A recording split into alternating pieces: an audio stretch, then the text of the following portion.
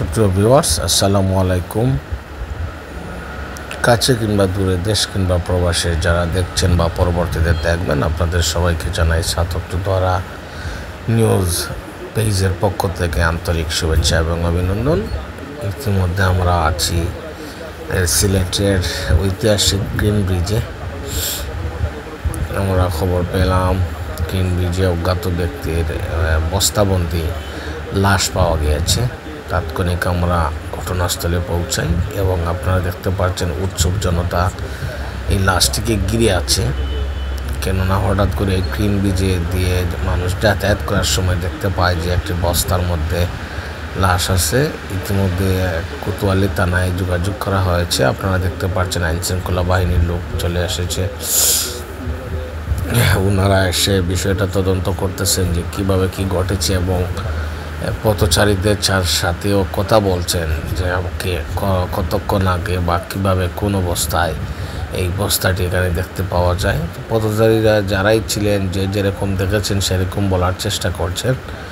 আপনারা সবাই আমাদের আজকের এই ভিডিওটি লাইক, শেয়ার, কমেন্ট দিয়ে অন্যকে দেখার সুযোগ করে দিবেন। আপনাদের শেয়ারেই হয়তো এই অজ্ঞাত ব্যক্তির পরিচয় শনাক্ত হতে পারে।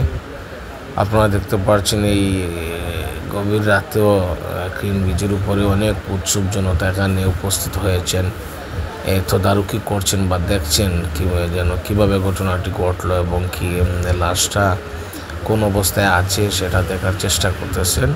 প্রথমে কেউই এই বস্তাবন্দি লাশে হাত দেন নাই। প্রথমত পথচারীরা যারা দেখেছেন তারাই কোতোয়ালি থানায় যোগাযোগ করেছেন। আর ইতিমধ্যে আমরা দেখতে পাচ্ছি যে কোতোয়ালি থানার আইনশৃঙ্খলা বাহিনীর লোক ঘটনাস্থলে পৌঁছেছে এবং তাদের পারমিশনে বা তারা এই অজ্ঞাত ব্যক্তির যে বস্তাবন্দি লাশটি উদ্ঘাটনের জন্য তারা তাদের প্রচেষ্টা অব্যাহত রেখেছেন এবং তারা পথচারীদের সাথে কথা বলছেন। আমরা দেখতে পাচ্ছি এই পথচারীরা সবাই আতঙ্কিত।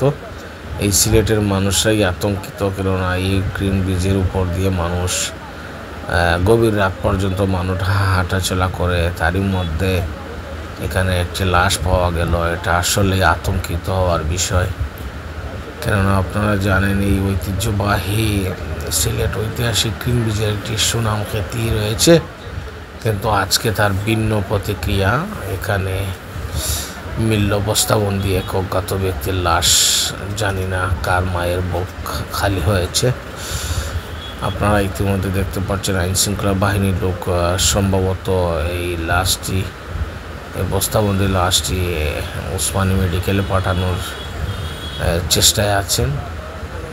তারপরে পোস্টমর্টম রিপোর্ট আসার পরে বোঝা যাবে যে কীভাবে মৃত্যুটা হয়েছে। আপনারা দেখতে পাচ্ছেন এই গভীর রাতেও মানুষ জড়ো হয়ে ঘিরে আছে এই বস্তাবন্দি অজ্ঞাত ব্যক্তির লাশ দেখার জন্য, কিন্তু আইনশৃঙ্খলা বাহিনীর বাধ্যবাধকতার কারণে কেউ লাশটি দেখতে পারে নাই। ওনারা ওনাদের আইনি প্রক্রিয়াধীন অবস্থায় যেভাবে যা করা দরকার ওনারা করছেন।